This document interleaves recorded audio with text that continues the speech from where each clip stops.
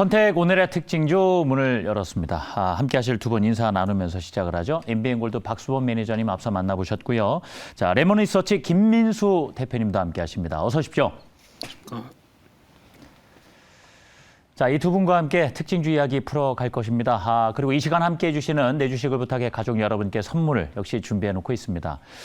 유튜브 이벤트죠. 채팅창에 지금 많은 분들 들어와 계시는데요. 역시 뭐 궁금한 점, 방송에 대한 궁금한 점이나 응원 메시지 남겨주시는 분을 선정을 하겠습니다. 또 생방송 중에 촬영을 해서 이 생방송 인증샷 좀 보내주시는 분들 사진만 말고 문자 메시지 같이 보내주시면 되겠습니다. 샵 2034로 보내주시면 역시 이 중에서 또 한 분 선정을 하겠습니다.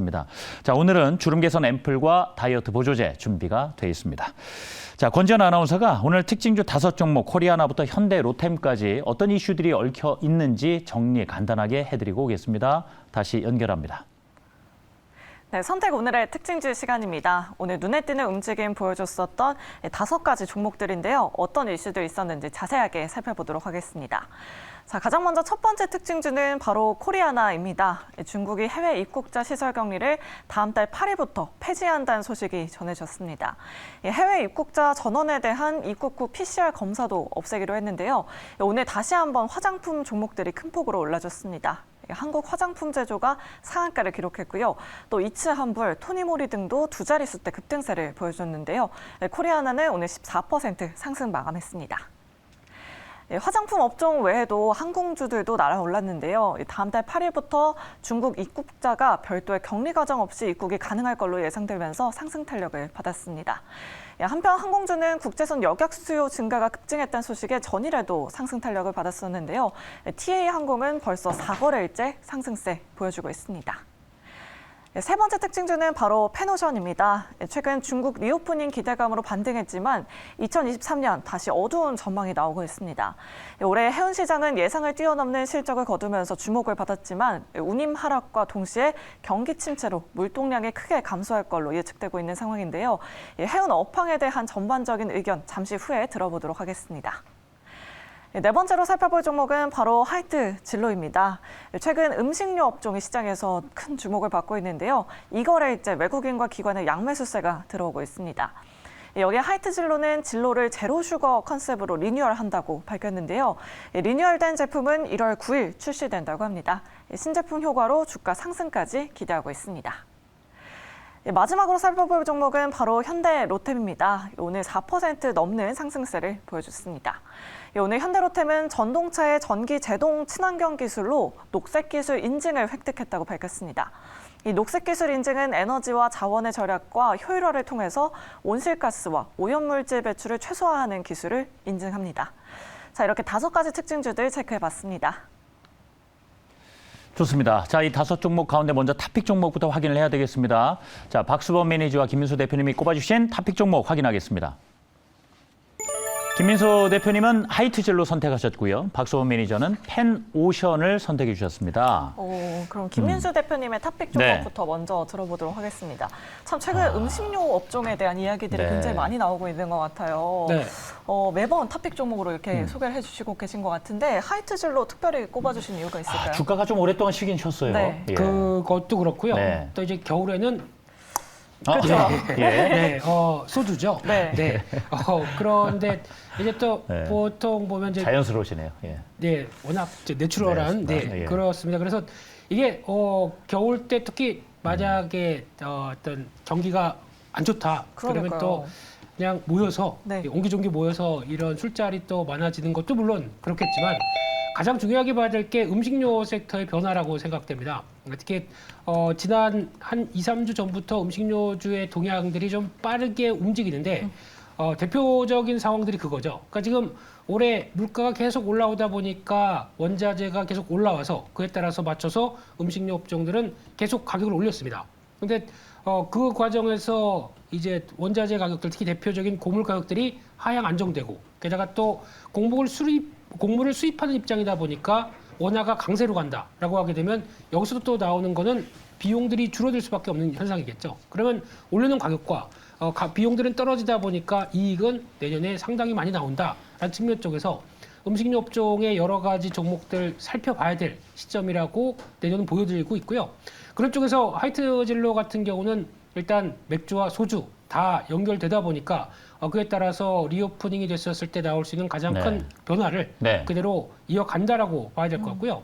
게다가 또 요즘에 경쟁사에서 또 세로라고 있죠. 네. 이게 또 스테비아인가요? 이게 예, 설탕 빼고 네. 그쪽을 넣으면서 이제 제로 슈가 쪽으로 나오는 제품들이 나오다 보니까 거기에 걸맞게 우리도 내놓겠다. 진로이즈백이죠. 네. 예, 이쪽에 제로 슈가 제품을 내놔서 맞불을 놓겠다라고 하게 되면, 근데 솔직히 롯데 칠성의 세로 같은 경우는 약간 이제 젊은 층들이 좋아하는, 그래서 저희가 보통 소주 마실 때 흰색 병 보면 좀 아직까지는 어색하죠. 네, 초록병이어야죠. 그 네.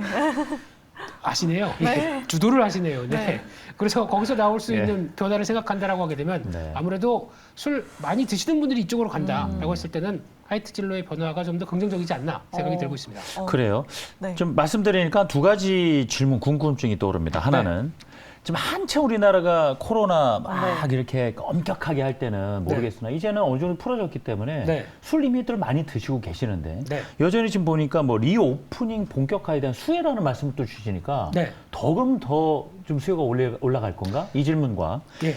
음식료 섹터 업종을 전반적으로 다 같이 그럼 내년에 좋게 봐도 되는 것인지 네. 두 가지 짧게 한번 여쭤봅니다. 네, 예. 짧게 말씀드리면은 예, 소주는 겨울철인데 네. 맥주는 여름철입니다. 그렇죠. 네, 그러면 이번에 리오프닝이 되면서 가을 겨울로 들어오다 보니까 예. 본격적인 맥주의 이 부어라 마셔라는 아. 내년부터 또 본격화된다라고 했을 때 날이 좀 따뜻해지면 그렇습니다. 예. 그렇게 봐야 될 것 같고요.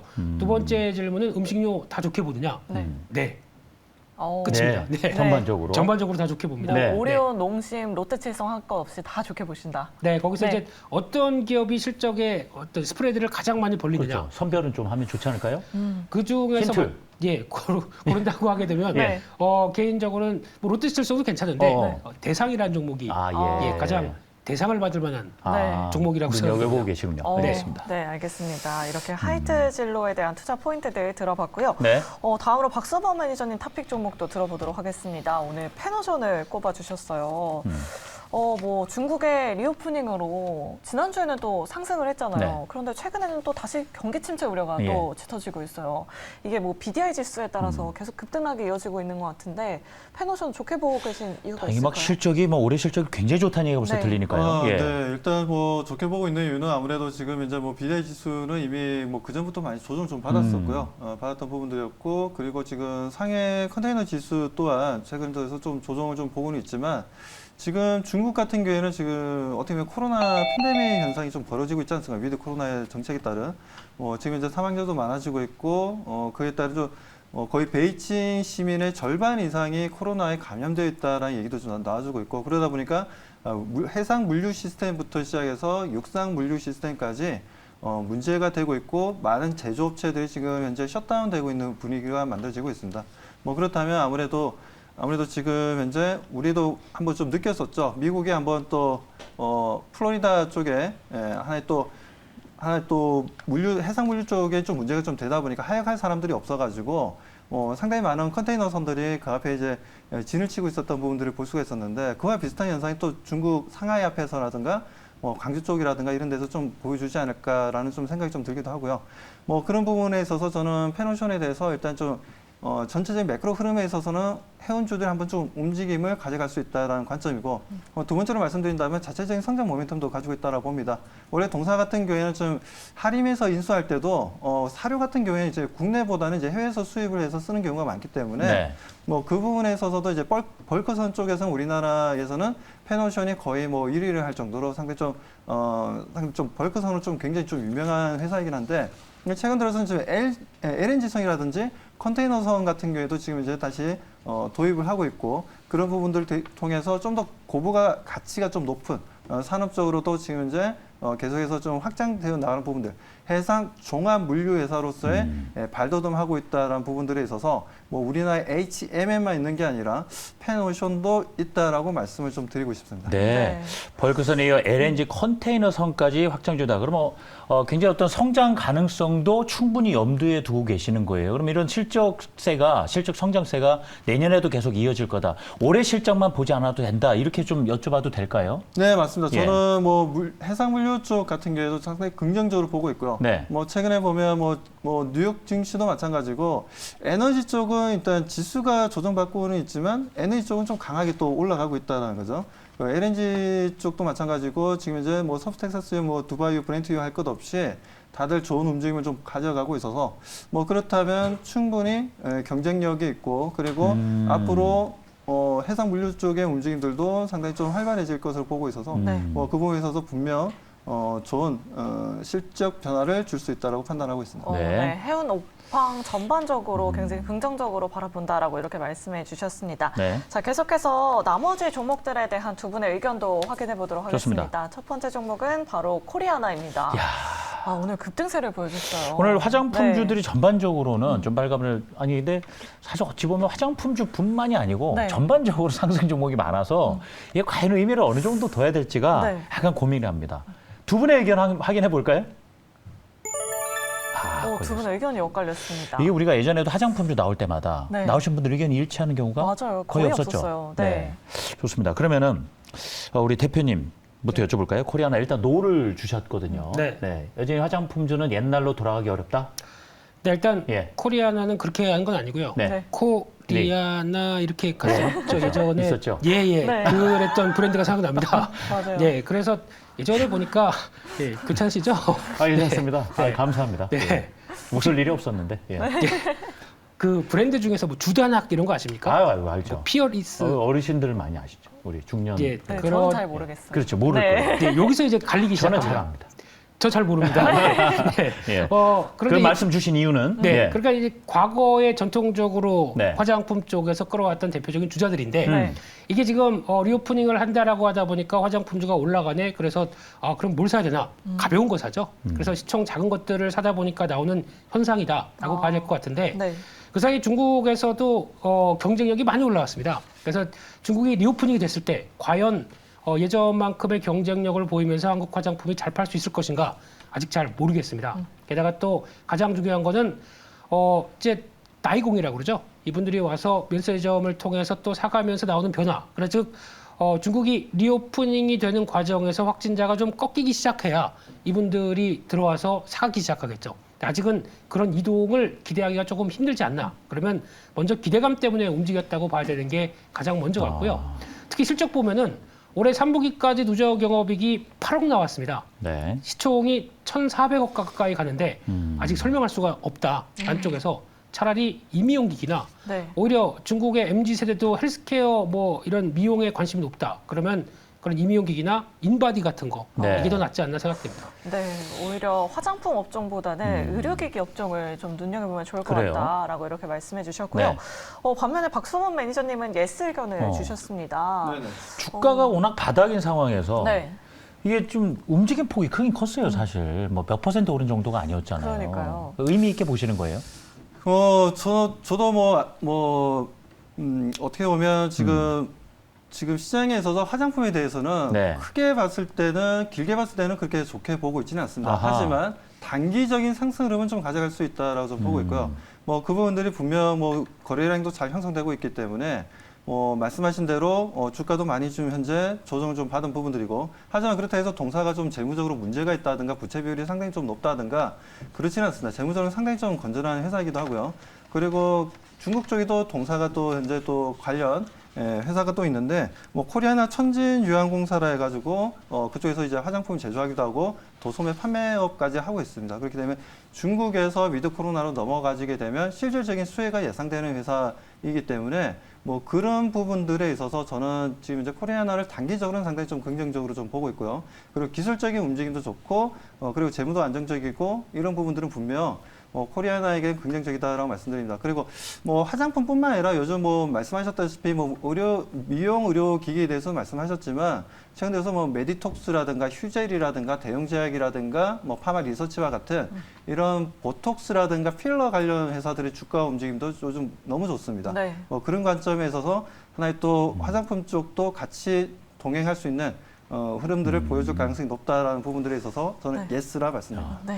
단기적인 관점에서 어떤 반등은 충분히 노려보고 수익을 낼 수 있는 정도의 수준이기 때문에 예스를 주신 거군요. 그렇죠. 최소한 뭐 1분기 정도는 그래도 좀 긍정적인 신호가 나오지 않을까라고 봅니다. 알겠습니다.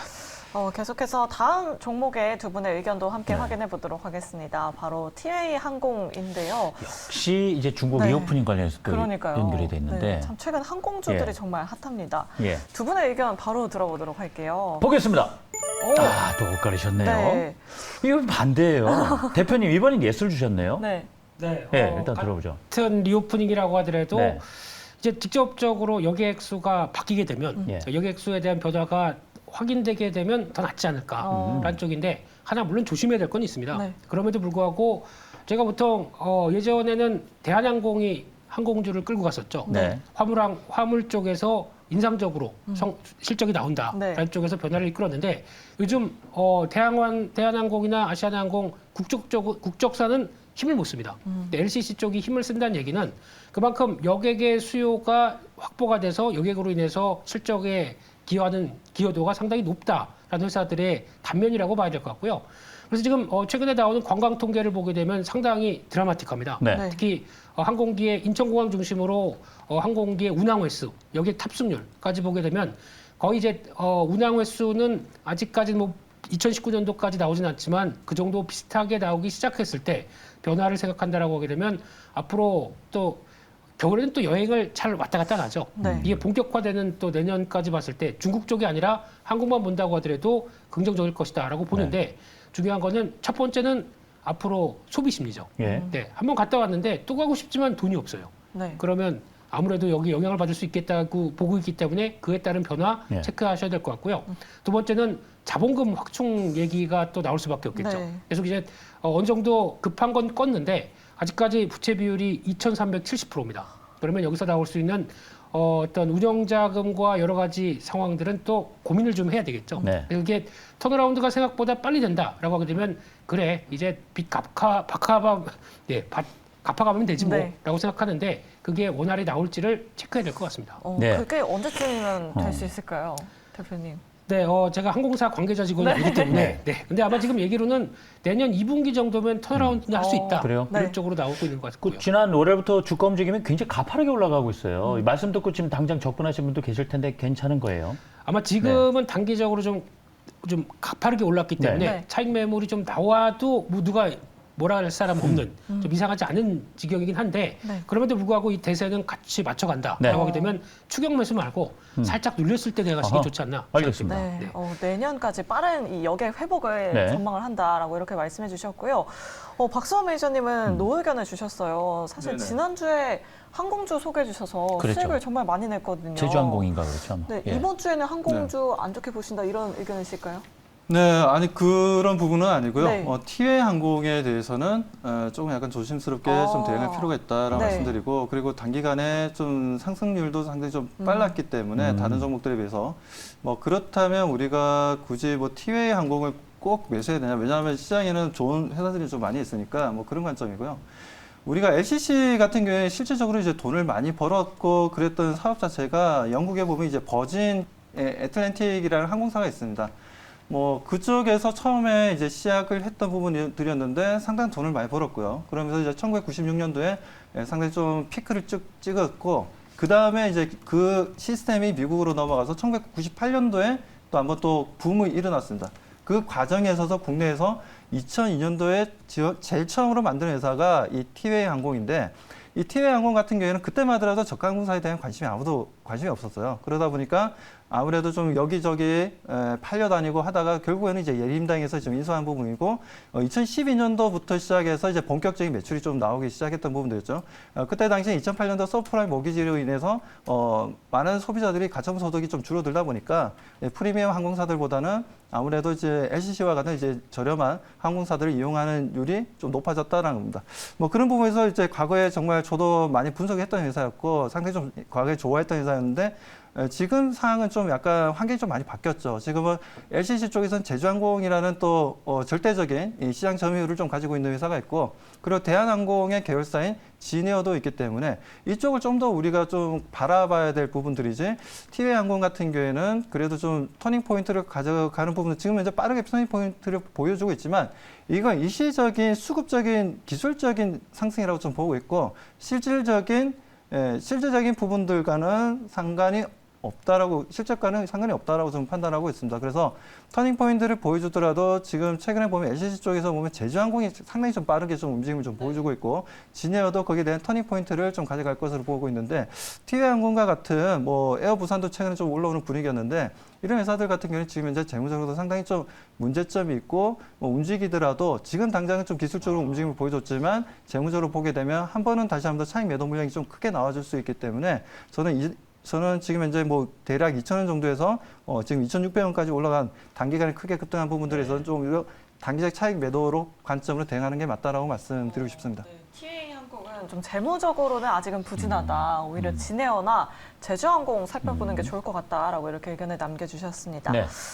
사실 최근에 이 중국발 훈풍이 정말 크게 불고 있잖아요. 그렇죠. 지금 몇 주째 지금 중국 모멘텀이 작용하고 있는 것 같은데 이 3년 만에 네. 외국인을 향한 빗장이 풀렸으니까 항공주, 화장품주 계속해서 지켜봐도 될지 아니면 뭐 리오프닝 관련해서 다른 섹터를 좀 볼만한 좋을 섹터가 있을지 네. 한번 여쭤보도록 할게요. 그러게요. 마침 네. 오늘 화장품주, 항공주가 나오긴 했는데 두 분의 의견이 좀 엇갈렸거든요. 그래서 종합적으로 봤을 때는 어떠실까 의견을 좀 묻고 싶은 거예요. 대표님. 네. 예.